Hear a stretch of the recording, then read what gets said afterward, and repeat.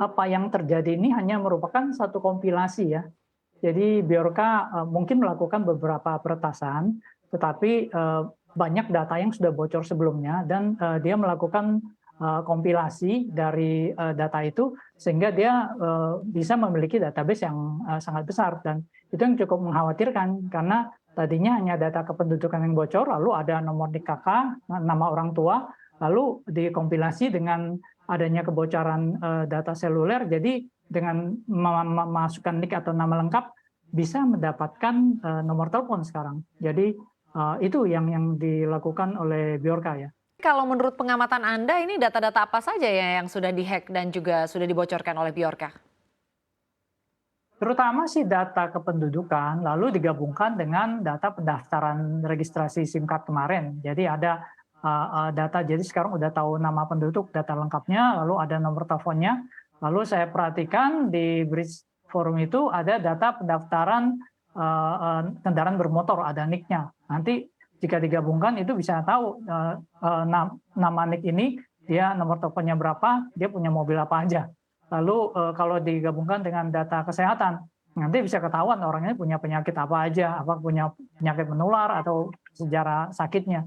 Jadi itu yang perlu diperhatikan dan sangat berbahaya. Dan saya harapkan ini tidak menjalar ke data keuangan. Seperti kita ketahui, NIK ini kan jadi NPWP sekarang. Tapi saya benar-benar berharap ini tidak menjalar ke sana. Dan menurut pengamatan saya sejauh ini, kalau di industri keuangan, di bank yang 5 besar, rasanya sih mereka cukup baik dalam mengamankan datanya, karena mungkin ada persaingan dan ada regulator yang sangat ketat di sana. Saya pikir ini bisa dijadikan contoh mungkin dari bank-bank yang sangat berpengalaman, 5 besar, banyak bank pemerintah juga, itu bisa memberikan kontribusi yang positif bahwa nih cara mengamankannya begini, ini effortnya begini, ini budgetnya begini gitu. Sehingga institusi negara lain yang kurang baik mengelola datanya atau agak ceroboh bisa banyak belajar dan kita bisa mengalami perbaikan. Baik, Pak Fos, tapi dengan adanya ancaman kebocoran data seperti yang dilakukan oleh Biorka, ini sebetulnya seberapa rentan sih data dari industri keuangan ya terancam dihack oleh oknum-oknum seperti misalnya oleh Biorka begitu?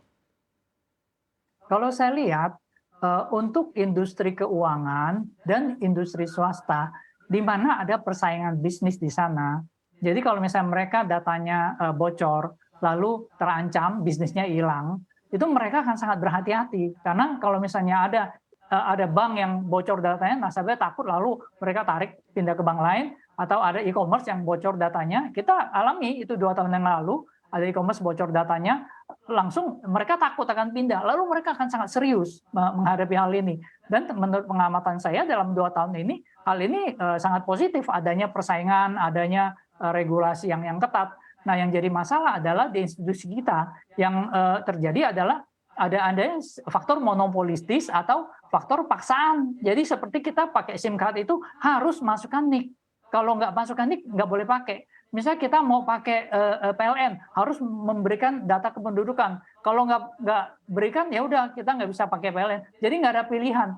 Nah, karena tidak ada pilihan dan tidak ada persaingan ini yang semua menyerahkan datanya karena peraturan, maka institusi yang mengelola itu tidak merasa bahwa ada kepentingan. Kenapa? Karena mau diamankan atau tidak diamankan, bisnisnya tidak terganggu. Karena kenapa? Sifatnya monopolistis dan peraturan.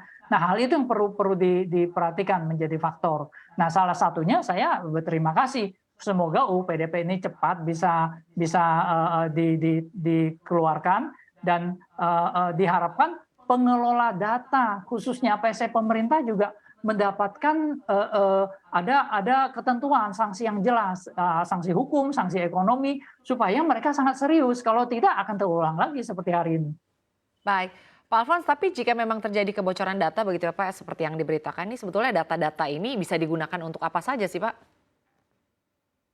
Data ini dari yang simpel yang kita alami hari ini, saya barusan mengalami spam telemarketer, lalu SMS penawaran segala macam, judi online, SMS telemarketing, lalu ada teror dari pinjol yang saya tidak kenal sama sekali, tahu-tahu dia ada nama saya, lalu mereka menggunakan kartu singkat prabayar yang dan data kependudukan bocor untuk mendaftarkan, sehingga mereka sekali pakai dibuang, sekali pakai dibuang. Itu yang simple, yang mudah, yang kita alami, mama minta pulsa, menang undian dan seterusnya. Tetapi kalau yang parah, jika big data ini dikelola dengan baik, ibaratnya ada chef yang jago banget, misalnya Luvita Ho, dia dikasih bahan kue, telur segala macam, dia bisa bikin kue yang enak sekali. Kalau kamu kasih saya bahan kue, paling saya bikin telur dadar, telur ceplok begitu loh. Nah, kalau di tangan orang yang mengerti big data, data yang demikian bisa dikelola dengan sedemikian rupa. Akibatnya apa? Kamu bisa lihat Brexit, Arab Spring, Donald Trump menang